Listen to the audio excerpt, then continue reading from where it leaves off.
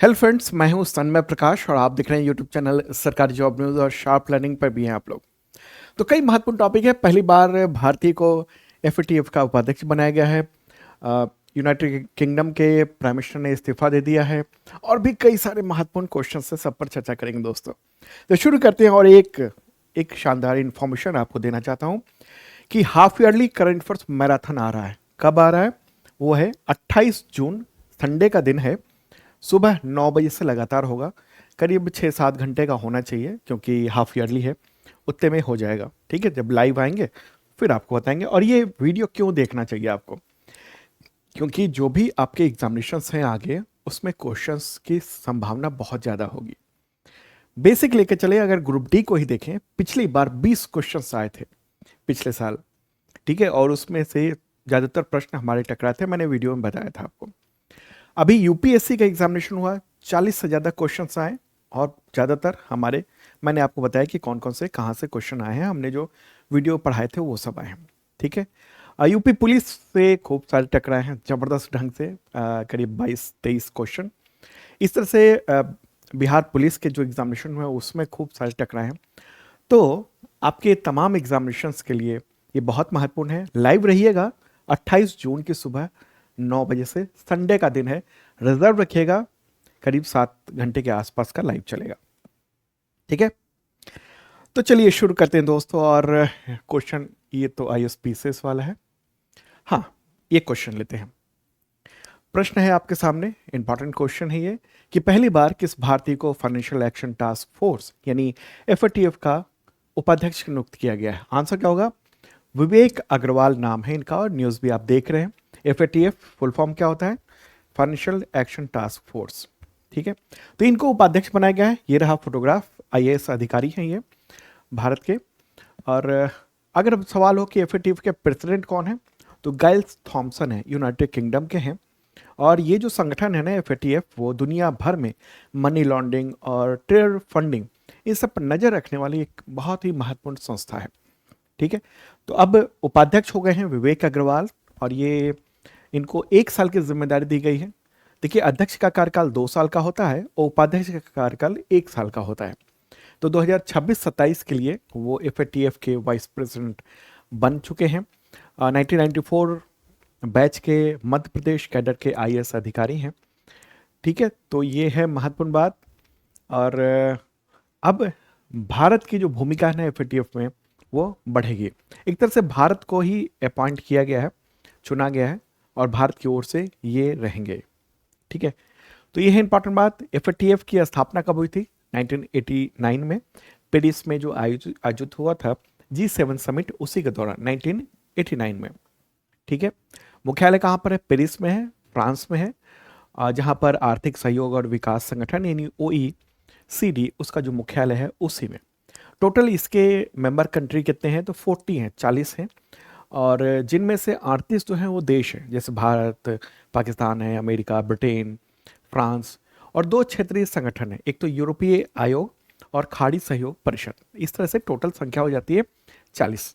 ठीक है, भारत जो है ना वो 2010 में एफएटीएफ का मेंबर बना था। उद्देश्य क्या है इसका? देखिए, शुरुआत में तो केवल मनी लॉन्ड्रिंग के लिए ही बनाया गया था कि जो मनी लॉन्ड्रिंग है वो रोका जाए।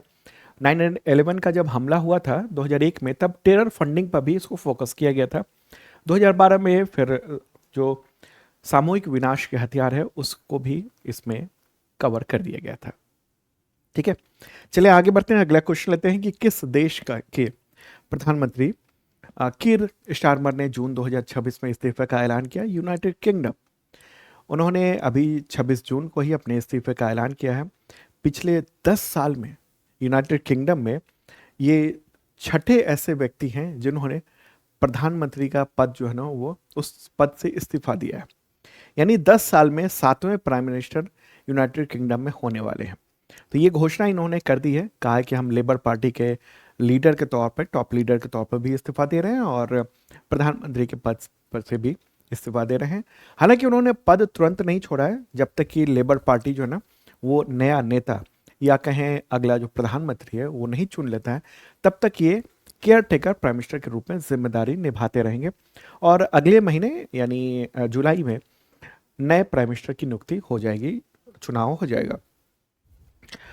इस्तीफे का कारण क्या है? इस्तीफे का कारण बताया जा रहा है कि वहाँ पर जो है ना वो लेबर पार्टी को वहाँ के स्थानीय चुनावों में काफ़ी नुकसान हुआ है और उसकी वजह से पार्टी में उनका होल्ड कम हुआ है और इसी वजह से उनको इस्तीफा देना पड़ा है। ठीक है, तो वहाँ पर बार बार क्यों इस्तीफा देना पड़ रहा है? एक तो ये है कि वहाँ जो व्यवस्था है ना वो इस तरह की संसदीय व्यवस्था है कि लोग मतलब सीधे नहीं चुनते हैं प्रधानमंत्री को, बल्कि सांसद को चुनते हैं। और सांसद जो है ना पार्टी का समर्थन करते हैं, मतलब जिस पार्टी का वहाँ बहुमत होता है वो पार्टी तय करती है कि कौन प्राइम मिनिस्टर होगा। ठीक है, और पार्टी के सांसद उसके साथ होते हैं। अगर सांसदों को लगे कि लोकप्रियता कम हो रही है तो उसको हटा भी सकते हैं, और यही हुआ है कि हटा दिया गया है। और एक खास बात देखने को मिली है, क्या ये देखने को मिली है कि इनके इस्तीफे से एक दिन पहले ट्रंप ने घोषणा कर दी थी ये इस्तीफा देने वाले हैं। ठीक है, अब एक बार मैप के जरिए देख लेते हैं यूनाइटेड किंगडम को, प्यारा भारत है अपना, और चलते हैं यूरोप की ओर। यूरोप में है यूनाइटेड किंगडम। ठीक है, ये मल्टी नेशनल ये कंट्री है, मतलब कई सारे नेशंस हैं यहाँ पर। एक इंग्लैंड है, एक वेल्स है, ठीक है, एक नॉर्दर्न आयरलैंड है, और इधर जो है स्कॉटलैंड है। ठीक है, तो इस तरह से कई जो नेशन मिलके ये एक कंट्री बनता है। और इसकी राजधानी लंदन है। यहाँ के जो किंग हैं वो कौन है? किंग है चार्ल्स तृतीय। अगला क्वेश्चन लेते हैं, राष्ट्रीय सांख्यिकी आयोग यानी नेशनल स्टैटिस्टिकल कमीशन यानी एनएससी, उसके नए अध्यक्ष कौन बने हैं? डॉक्टर सैबल चट्टोपाध्याय, उनको नियुक्त किया गया है। तो मंत्रिमंडल की जो नियुक्ति समिति है उसी ने इनकी नियुक्ति की है। और इससे पहले वो आईआईएम कलकत्ता जो है ना, यानी भारतीय प्रबंधन संस्थान कोलकाता, उसके डायरेक्टर के पद पर रह चुके हैं। और ये जो पद है, ये जो नए चेयरमैन का जो पद है राष्ट्रीय सांख्यिकी जो आयोग है उसका, ये भारत सरकार का एक स्वायत्त निकाय है, ये आयोग कहें तो।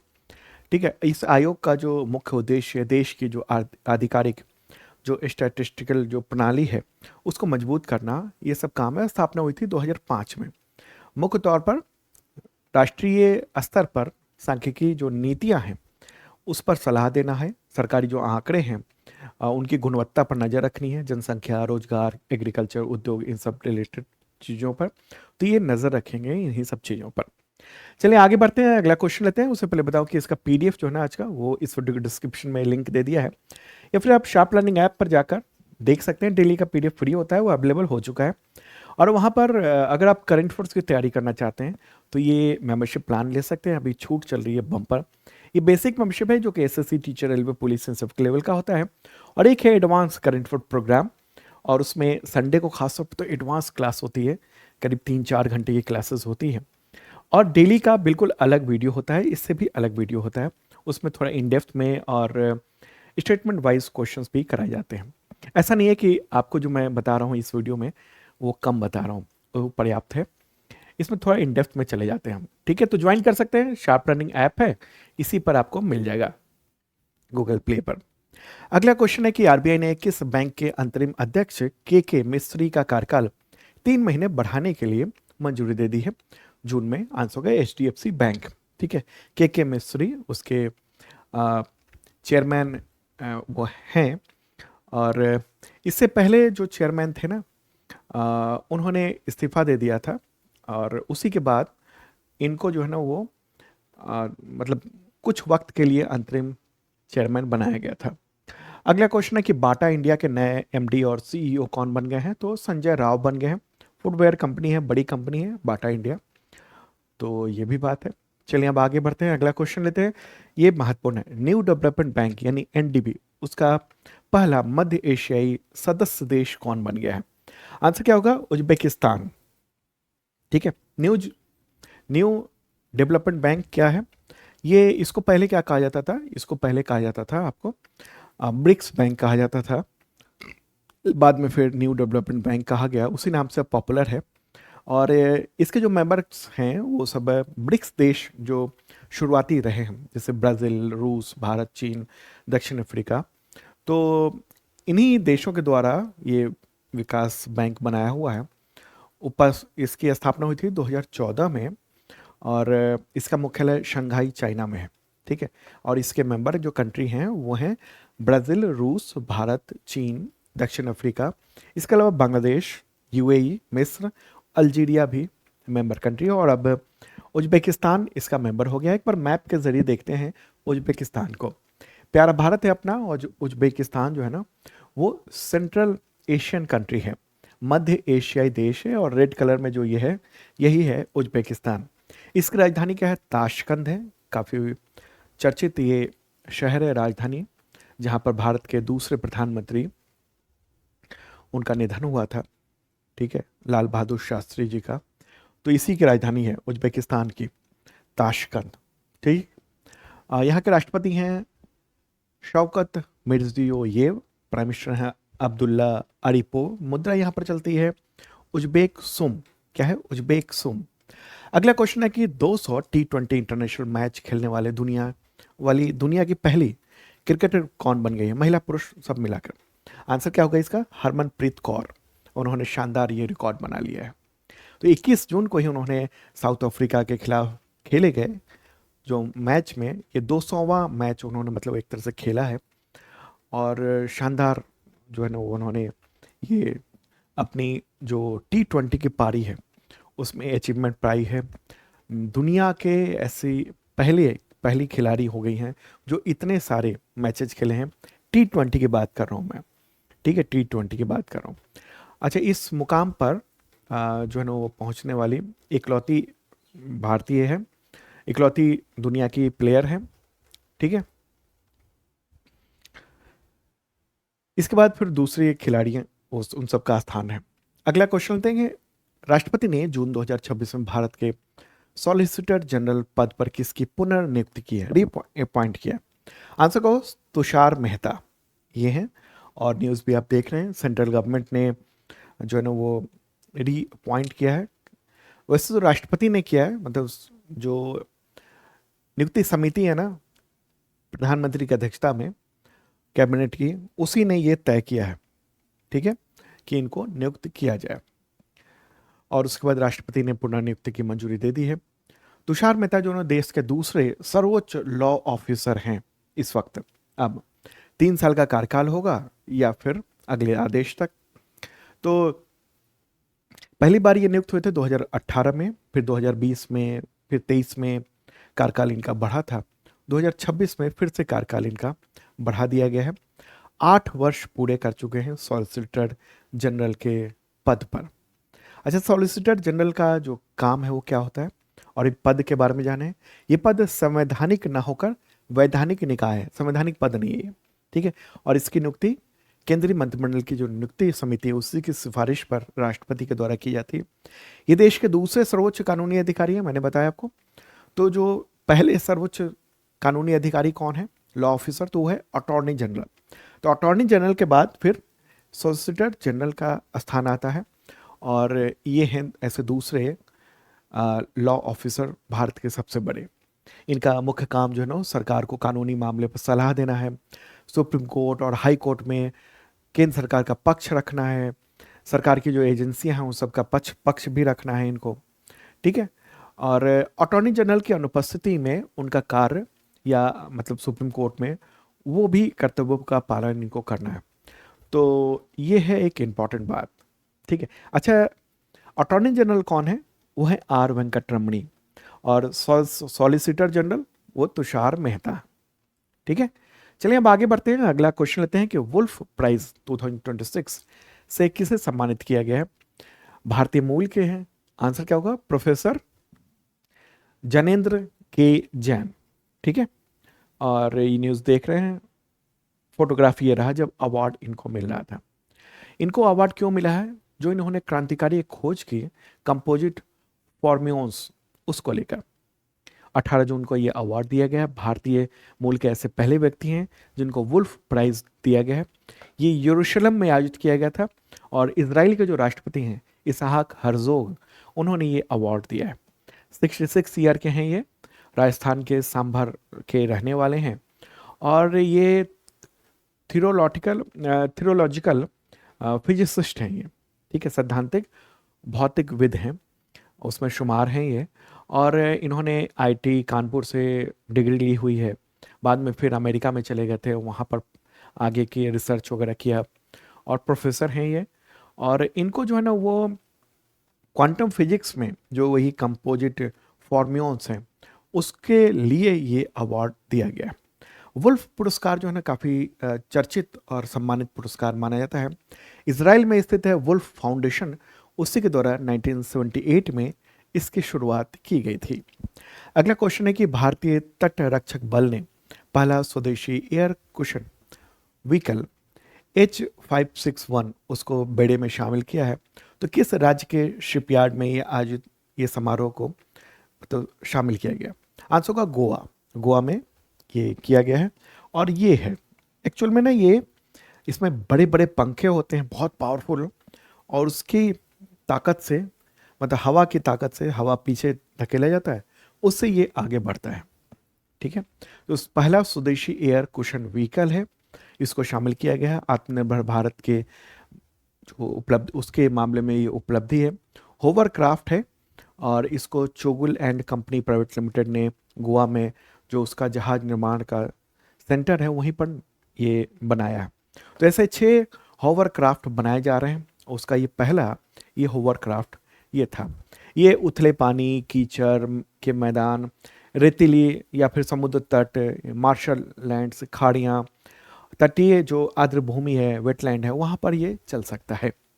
अगला क्वेश्चन है कि बहुराष्ट्रीय सैन्य अभ्यास खान क्वेस्ट 2026 में भारतीय सेना ने हिस्सा लिया, तो ये किस देश में आयोजित किया गया? आंसर क्या होगा? मंगोलिया में ये आयोजित किया गया है इस बार खान क्वेस्ट 2026।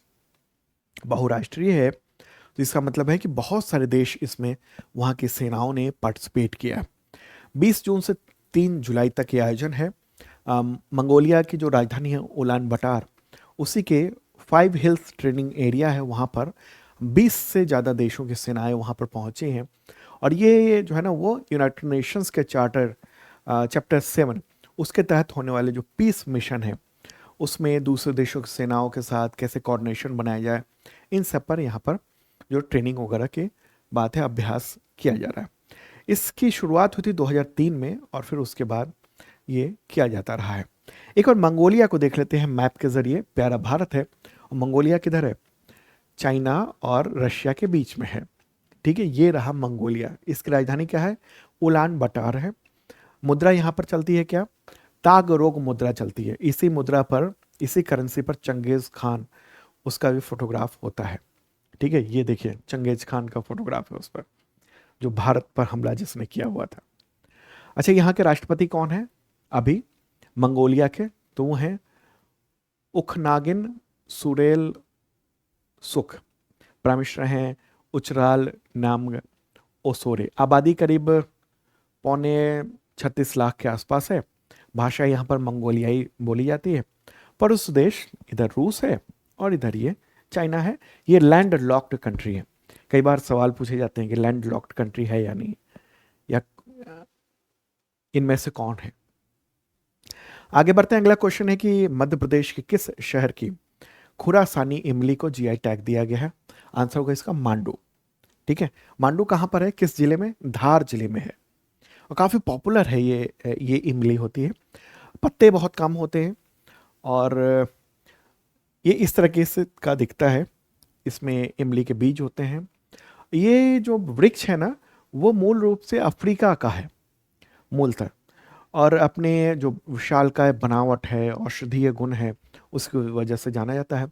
इसको लाया गया था सल्तनत काल के दौरान करीब 600 वर्ष पहले अफगान और अरब व्यापारियों के द्वारा भारत में, और माना जाता है उल्टा पेड़ जैसा। मतलब पत्तियां इसमें होती नहीं है, तो कई बार ये ऐसा दिखाई देता है, कम पत्तियां होती हैं फिर झड़ जाती हैं, तो ऐसा लगता है जैसे उल्टा सा पेड़ है, इधर जड़ है। ओके, तो ये है बात। अपनी विशाल काय बनावट की इस दुनिया में आकर्षण का केंद्र रहता है। और ये अपने मतलब पूरे तने में हजारों लीटर पानी वो संग्रहित करके रख सकता है। तो इसको मांडू इमली के नाम से भी जाना जाता है। ये पूरी तरह से खट्टा नहीं होता है, इसका मलाईदार स्वाद होता है अलग तरीके का। ठीक है, अगला क्वेश्चन है कि इंडियन एथलेटिक्स अवार्ड 2026 जो समारोह हुआ उसमें सर्वश्रेष्ठ पुरुष एथलीट 2025 पुरस्कार से किसे सम्मानित किया गया? नीरज चोपड़ा को सम्मानित किया गया है और ये फोटोग्राफ देख रहे हैं आप। तो एथलेटिक्स फेडरेशन के 80 वर्ष पूरे होने पर ये आयोजन किया गया था दिल्ली में 20 जून को। नीरज चोपड़ा जो हैं वो 28 साल के हैं और जेवलिन थ्रोअर हैं। जेवलिन मतलब भाला फेंक वाले एथलीट हैं और बहुत सारे इन्होंने सम्मान प्राप्त किए हुए हैं अलग अलग जो गेम्स है उन सब में। ठीक है, तो ये है इम्पॉर्टेंट बात। टोक्यो ओलंपिक में जो 2020 में हुआ था उसमें गोल्ड मेडल जीता था। पेरिस ओलंपिक 2024 हुआ था उसमें सिल्वर मेडल इन्होंने जीता हुआ था। अगला क्वेश्चन है कि इंडियन एथलेटिक्स अवार्ड समारोह में सर्वश्रेष्ठ पुरुष एथलीट 2025 पुरस्कार से किसे सम्मानित किया गया? पारुल चौधरी, मेरठ की हैं ये पारुल चौधरी। तो इन्होंने हाल ही में 14 जून को फ्रांस में आयोजित 5000 मीटर दौड़ में नया नेशनल रिकॉर्ड बनाया। 15 मिनट और 4.26 सेकंड उसमें इन्होंने 5000 मीटर की दौड़ पूरी की थी। तो अपना ही नेशनल रिकॉर्ड तोड़ के नया नेशनल रिकॉर्ड बनाया और इन्हीं सब वजहों से इनको ये अवार्ड भी दिया गया है, पहले भी इनके जो योगदान रहा है उसके लिए भी। अगला क्वेश्चन है कि बेस्ट इमर्जिंग मेल प्लेयर किसे चुना गया है? इनका नाम है शाहनवाज खान। ठीक है, शाहनवाज खान। तो ये लॉन्ग जंपर हैं, लंबी कूद के खिलाड़ी हैं, उत्तर प्रदेश के प्रतापगढ़ जिले के रहने वाले हैं ये। और 24वें नेशनल जूनियर फेडरेशन कप में इन्होंने 8.23 मीटर छलांग लगाकर अंडर 20 में नेशनल रिकॉर्ड बनाया था। ओके, आगे बढ़ते हैं। अगला क्वेश्चन है कि इसे बेस्ट इमर्जिंग फीमेल प्लेयर किसे चुना गया है? इसी समारोह में पूजा सिंह को चुना गया है। 19 वर्षीय हैं, ये भी लंबी कूद की खिलाड़ी हैं, हरियाणा के फतेहाबाद की रहने वाली हैं और इन्होंने एशियाई अंडर 20 एथलेटिक्स चैंपियनशिप 2026 में 1.93 मीटर की छलांग लगाकर 14 साल पुराना जो नेशनल रिकॉर्ड था उसको तोड़ दिया था। एशियाई चैंपियनशिप 2025 हुआ था उसमें गोल्ड मेडल इन्होंने जीता था। तो ये अवार्ड दिया गया है। अच्छा, ये जो है ना इंडियन एथलेटिक्स अवार्ड 2026 वो कई सारे हैं, जैसे बेस्ट महिला एथलीट पारुल चौधरी, पुरुष बेस्ट एथलीट नीरज चोपड़ा, उभरती हुई एथलीट महिला पूजा, उभरते हुए यानी इमर्जिंग एथलीट शाहनवाज खान पुरुष में, सर्वश्रेष्ठ कोच का अवार्ड मिला है परवीर सिंह को। तो ये है महत्वपूर्ण बात। आगे बढ़ते हैं और अगला क्वेश्चन लेते हैं। नेक्स्ट क्वेश्चन है, और दोस्तों पसंद आ रहा हो तो लाइक बटन दबा दीजिए और यूट्यूब पर जो लोग भी देख रहे हैं तो इस चैनल को सब्सक्राइब कर देंगे तो बहुत बेहतर होगा। तो अगला क्वेश्चन है कि इंटरनेशनल हॉकी फेडरेशन यानी FIH नेशंस कप 2026 खिताब किसने जीत लिया है? आंसर होगा भारत ने, इंडिया ने ये जीत लिया है खिताब। शानदार बात है ये। और मेजबान न्यूजीलैंड को हराकर दूसरी बार नेशंस कप जीता है भारत ने। इससे पहले 2022 में टूर्नामेंट का जो पहला संस्करण था ना वो भारत ने जीत लिया था। ठीक है, और इस बार भी जीत लिया है।